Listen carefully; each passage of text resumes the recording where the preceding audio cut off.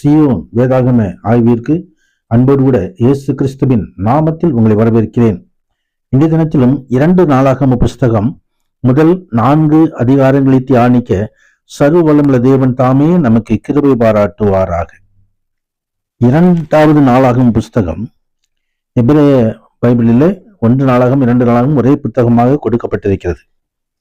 இந்த 2 நாளாகம புஸ்தகத்திலே 1 மற்றும் 2 ராஜாக்களின் அதே கால அளவில் உள்ள ராஜாக்களுடைய காரியங்களை குறித்து இங்கே சொல்லப்பட்டிருக்கிறதை பார்க்கிறோம்.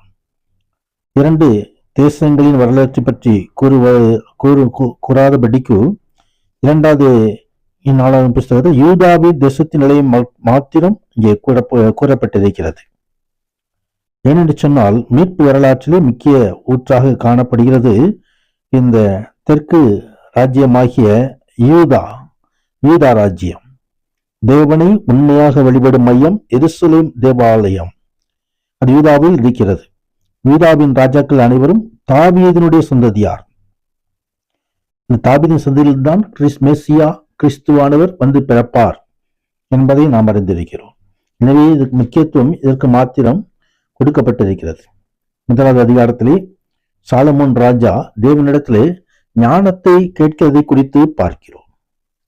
சாலமோன் ராஜா அங்கே கிபியோனிலே தேவனுக்கு பலிபீடம் கட்டி 1000 சர்வாங்க தகன பலிகளை கொடுத்த பொழுது ஆண்டவராகிய தேவன் சாலமோனுக்கு ராத்திரியிலே தரிசனமாகி, நீ விரும்புகிறதை என்னிடத்தில் கேள் என்றார். அதே பட்சம் அது மகிமை உண்டாவதாக. நாமும் கூட ஆண்டவரிடம் நல்ல காரியங்களை கேட்கலாம். ஆண்டவர் நம்மை கேட்கும்படியாக விரும்புகிறார். அவருக்கு என்ன தர வேண்டும் என்று சொல்லி தெரியும். ஆனாலும் ஆண்டவர் நன்மையானதை தர விரும்புகிறார். நாம் அவரிடம் பேச வேண்டும் என்று சொல்லி ஆண்டவர் விரும்புகிறார். அந்த சாலமோன் எங்கே இந்த ஜனத்திற்கு முன்பதாக போக்கும் வரத்துமா இருக்கத்தக்கதாக ஞானத்தையும் அறிவையும் எனக்கு தந்தருளும். ஏராளமாயிருக்கிற இந்த தம்முடைய ஜனத்தை நியாயம் விசாரிக்கத்தக்கவன் யார் என்று ஆண்டவிடம் ஞானத்தை கேட்ட பொழுது தேவன் தாமே ஞானம் மாத்திரம் அல்லாமல் நீடித்த ஆயுசு ஆண்டவர் ஞானத்தையும் ஆண்டவர் ஐஸ்வர்யத்தையும் ஆண்டவர் கட்டளையிட்டார். எதிர்பட்சத்துக்கு மகிமை உண்டாவதாக.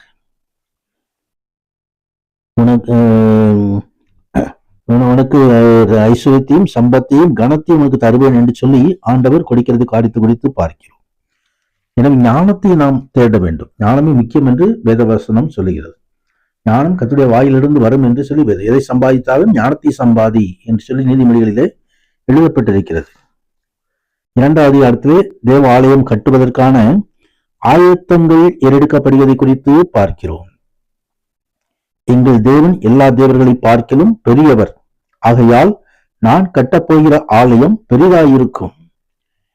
நான் கட்டப்போகிற ஆலயம் பெரியதும் ஆச்சரியப்படுவதற்குமாயிருக்கும் என்று சொல்லி சாலமோன் ராஜா அதற்கான ஆயத்தங்களை எல்லாம் பண்ணுகிறார். ஏற்கனவே தாவீது ராஜா தேவாலயத்துக்கு வேண்டிய எல்லா பொருட்களையும் சேகரித்து வைத்திருந்தார்.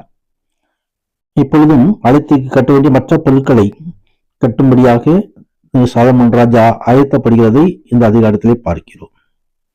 3வது அதிகாரத்திலே சாலமோன் ராஜா ஆலயத்தை கட்ட தொடங்குகிறது குறித்து நாம் பார்க்கிறோம். கர்த்தருக்கு மகிமை உண்டாவதாக.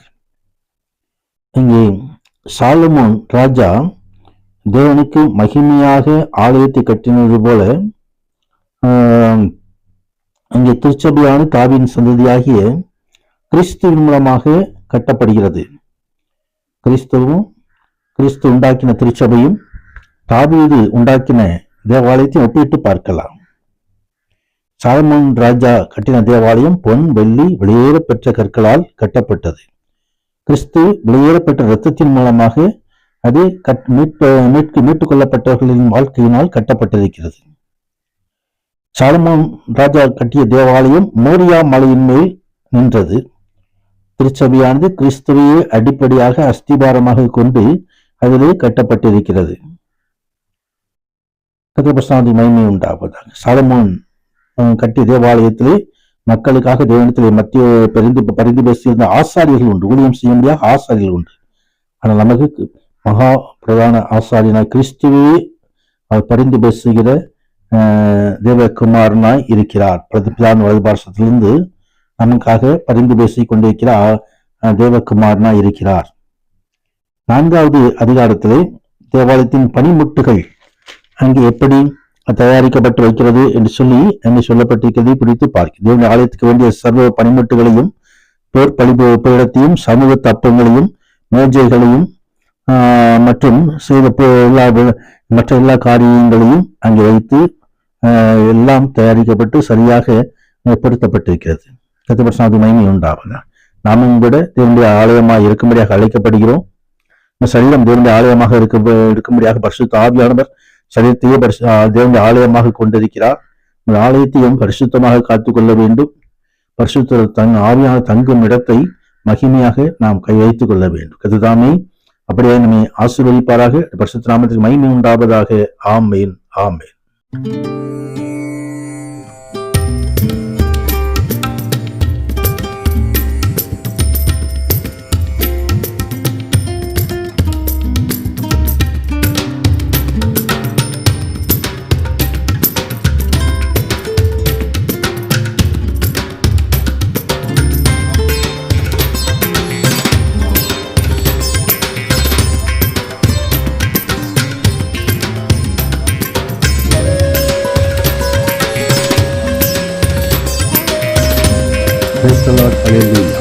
இந்த பரிசுத்த ஆவியான கிரியைகளும் எழுதப்பட்டிருக்கிறது நாம் காணலாம். 18வது வசனத்திலே அறிவுகளுக்கு தலைவரான அமாசாயின் மேல் ஆவி இறங்கினதினால் அங்கே பரிசுத்த ஆவியானுடைய பலத்தோடு கூட காரியங்கள் நடத்துகிறதை நாம் பார்க்கிறோம். பரிசுத்த ஆவியானவர் இன்றைக்கும் நம்ம மத்தியிலும் கிரியை செய்து கொண்டிருக்கிறார்.